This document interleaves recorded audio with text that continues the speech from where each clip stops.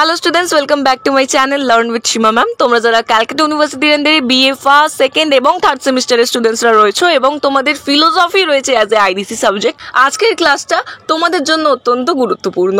আমি আজ ফিলোসফি আইডিসির একটা 15 মার্কসের ভীষণ গুরুত্বপূর্ণ প্রশ্ন এবং তার উত্তর নিয়ে আলোচনা করব। তাহলে বুঝতেই পারছো আজকের ক্লাসটা কিন্তু অত্যন্ত গুরুত্বপূর্ণ যাদের ফিলোসফি রয়েছে as a IDC subject. So তোমরা ভিডিও স্কিপ না করে সম্পূর্ণ ভিডিওতে দেখো, তাহলে কিন্তু তোমরা এই প্রশ্ন এবং তার উত্তরের আলোচনাটা বুঝতে পারবে। আচ্ছা, তোমাদের বলে রাখি, ইতিমধ্যে কিন্তু ফিলোসফি আইডিসি নিয়ে আমি বেশ কিছু ভিডিওস বানিয়েছি। যেমন তোমাদের ফিলোসফি আইডিসি সিলেবাস নিয়ে আমি আলোচনা করে দিয়েছি। ফার্স্ট, সেকেন্ড, থার্ড সেমিস্টারের সিলেবাস কিন্তু এক, তোমরা জানোই। যাদের যাদের সিলেবাস নিয়ে কিছু ডাউটস রয়েছে তারা কিন্তু অবশ্যই সিলেবাসের ভিডিওটা দেখে নিও, তাহলে তোমরা বুঝতে পারবে তোমাদের ফিলোসফি আইডিসিতে কি কি পড়তে হচ্ছে।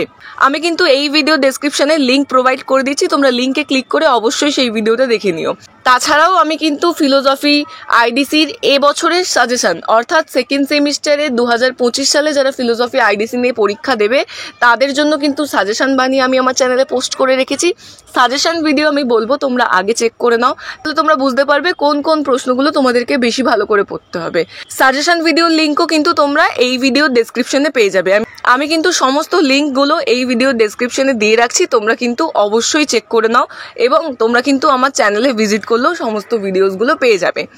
এবার চলে আসি হচ্ছে প্রশ্নে আসার আগে আমি তোমাদের একটু বলে রাখি, আমি কিন্তু তোমাদের ফিলোসফি আইডিসির অনলাইন কোচিং ক্লাসেস করিয়ে থাকি। সো যারা যারা আমার কাছে পড়বে ভাবছো তারা কিন্তু সরাসরি আমার সাথে যোগাযোগ করে নিতে পারো। আমার কন্ট্যাক্ট নাম্বার হলো 9163713838। দেখো, তোমরা স্ক্রিনে নাম্বারটা দেখতে পাচ্ছ, এই নম্বরেই যোগাযোগ করে তোমরা কিন্তু ক্লাসে জয়েন করতে পারো। তোমাদের ক্লাসে আমি কিন্তু প্রত্যেকটা প্রশ্ন ধরে ধরে বুঝিয়ে দেওয়া থেকে শুরু করে লিখিয়ে দেওয়া সমস্ত কিছু করে থাকি। সো যারা এতদিন আমার কাছে পড়েছো তারা তো জানোই, এবং যারা নতুন করে জয়েন করবে ভাবছো তাদের জন্য বলি, তোমাদের কিন্তু দুটো ফ্রি ডেমো ক্লাসেরও আমি ব্যবস্থা করে রেখেছি। যারা যারা আমার কাছে পড়বে ভাবছো তারা কিন্তু সেই ক্লাসগুলো অ্যাটেন্ড করে দেখতে পারো। এবং যে সমস্ত স্টুডেন্টসরা শুধুমাত্র ফিলোসফি আইডিসির নোটস পারচেস করবে ভাবছো তাদের জন্য কিন্তু আমি ব্যবস্থা করে রেখেছি। তোমরা সমস্ত নোটসগুলো পেয়ে যাবে সাজেশন ওয়াইজ পিডিএফ আকারে। সমস্ত নোটসগুলো কিন্তু খুব সহজ ভাষায় আমার কাছে তৈরি করা রয়েছে। সো যারা যারা ফিলোসফি আইডিসি শুধুমাত্র নোটস পারচেস করবে ভাবছো তারাও কিন্তু স্ক্রিনে দেওয়া নম্বরেই যোগাযোগ করে বাকি ডিটেলসগুলো জেনে নিতে পারো। আশা করছি বোঝাতে পেরেছি। এবার চলে এসেছি আজকের প্রশ্ন এবং তার উত্তরের আলোচনায়। তোমাদেরকে যেমনটা বলেছিলাম, তোমাদের কোয়েশ্চেন প্যাটার্নটা হলো তোমাদের 15 মার্কসের দুটো ব্রড কোয়েশ্চেন আসে 30, এবং তোমাদের 2 নম্বরে 10টা এমসিকিউ আছে, মাল্টিপল চয়েস কোয়েশ্চেন। তাহলে তোমাদের ওদিকে গেল 10 দুগুণে 20 এবং তোমাদের 15 দুগুণে 30, 50-এ কিন্তু তোমাদের রিটেন এক্সাম হবে ফিলোসফি আইডিসির, এবং তোমাদের 25 থাকছে প্রজেক্টে। টোটাল তোমাদের কিন্তু 3 ক্রেডিটস রয়েছে, 75, 25 প্রজেক্ট, 50 মার্কস রিটেন এক্সাম। আশা করছি কোয়েশ্চেন প্যাটার্নটা আমি বোঝাতে পেরেছি। আজকে যে প্রশ্নটা আমি আলোচনা করব সেটা হচ্ছে শান্তি পরিকল্পনা 3টি স্তর ব্যাখ্যা করো। ভীষণ একটা ইম্পর্টেন্ট প্রশ্ন, খুব ভালো করে কিন্তু তোমরা তৈরি করবে। আচ্ছা, তোমাদেরকে বলবো ফিলোসফি আইডিসি যে পেপারটা রয়েছে এই পেপারটা কিন্তু একটু বুঝে পড়বে, না হলে কিন্তু কিচ্ছু বুঝতে পারবে না। ঠিক আছে, আজকে যে নোটসটা আমি শেয়ার করছি আমি যথাযথ চেষ্টা করব তোমাদের বুঝিয়ে দেওয়ার, এবং যদি তোমাদের নোটস বুঝতে কিছু অসুবিধা হয় তোমরা কিন্তু আমাকে কমেন্ট করে জিজ্ঞেস করতে পারো। আমি 24/7 অ্যাভেলেবেল থাকি, আমি যথাযথ চেষ্টা করব তোমাদের ডাউটসগুলো ক্লিয়ার করে দেওয়ার। ঠিক আছে, এবার দেখো উত্তরটা দেখে নাও। শান্তি পরিকল্পনার প্রধানত 3টি স্তর রয়েছে: উপ আন্তর্জাতিক, আন্তর্জাতিক এবং বিশ্ব রাষ্ট্রের স্তর। তাহলে বোঝা যাচ্ছে আমাদের মেন কোয়েশ্চেনটা হচ্ছে শান্তি পরিকল্পনার 3টি স্তর ব্যাখ্যা করো। তাহলে ফার্স্ট লাইনেই আমরা কিন্তু 3টি স্তর পেয়ে গেলাম। প্রথমটা উপ আন্তর্জাতিক, সেকেন্ড হচ্ছে আন্তর্জাতিক এবং বিশ্ব রাষ্ট্রের স্তর। এবার আমরা এক একটা করে আসছি। ফার্স্ট পয়েন্ট দেখো, উপ আন্তর্জাতিক শান্তি পরিকল্পনা। শান্তির ধরন সম্পর্কে উপ আন্তর্জাতিক স্তরে বেশ কয়েকটি পন্থা রয়েছে। এগুলি অন্তর্মানব এবং আন্তঃমানব পদ্ধতিতে বিভক্ত। শান্তির জন্য আন্তর্মানবীয় পন্থাগুলি মানব সংগঠনের উচ্চ স্তরে আন্তর্মানবীয় প্রতিদ্বন্দ্বিতার অভিক্ষেপের ধারণার উপর জোর দেয়, এবং আরও ইতিবাচকভাবে এই বিষয়টিকে নির্দেশ করে যে নিম্ন স্তরে শান্তিপূর্ণ সংঘাত সমাধানের প্রশিক্ষণ আন্তর্জাতিক স্তর সহ উচ্চ স্তরে স্থানান্তরিত হতে পারে। দাঁড়ি পরিবার, স্কুল, কর্মক্ষেত্র বা সংঘ জীবনকে এর সম্ভাব্য প্রশিক্ষণ কেন্দ্র হিসাবে দেখা যেতে পারে, বিশেষ করে যারা বিশ্ব নেতা হতে চান তাদের জন্য। নেক্সট প্যারা দেখো, একইভাবে শান্তির আন্তঃমানবীয় পন্থাগুলি যে ধারণার অভিক্ষেপের ওপর জোর দেয় তা হলো বিশেষত সংঘাত আক্রান্ত সমাজগুলি তাদের অভ্যন্তরীণ সংহতি জোরালো করার উপায় হিসাবে বহিরাগত অগ্রাসনের ভীতিকে ব্যবহার করবে।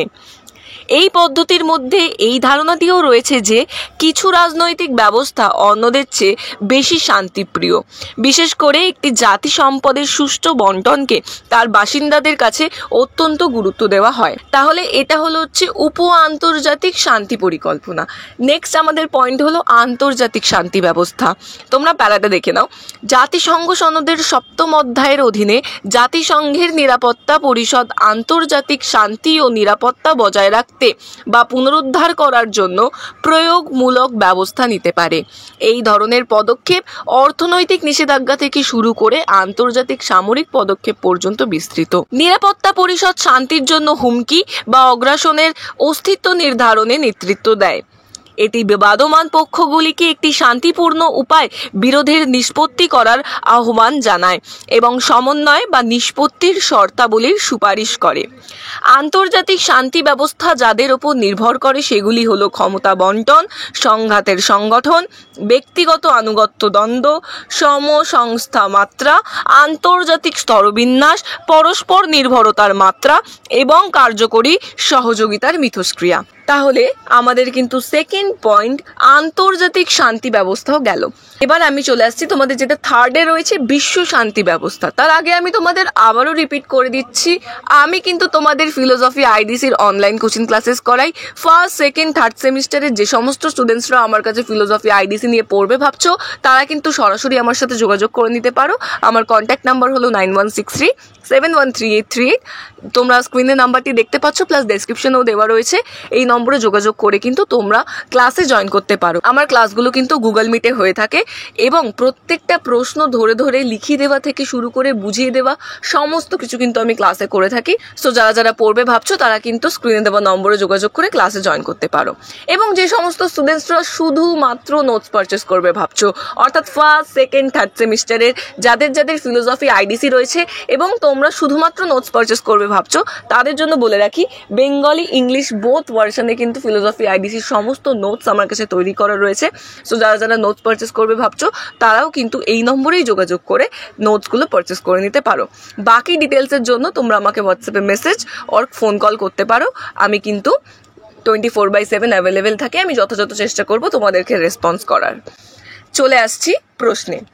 দেখো, বিশ্ব শান্তি ব্যবস্থা, বেশিরভাগ শান্তির চিন্তাভাবনা এই সমস্যার ওপর কেন্দ্রীভূত হয়েছে যে কিভাবে বিশ্বের জাতিগুলির মধ্যে ক্ষমতা সর্বোত্তমভাবে বিতরণ করা হবে। ক্ষমতার বন্টনের জন্য সাধারণত 4টি মডেলের পরামর্শ দেওয়া হয়।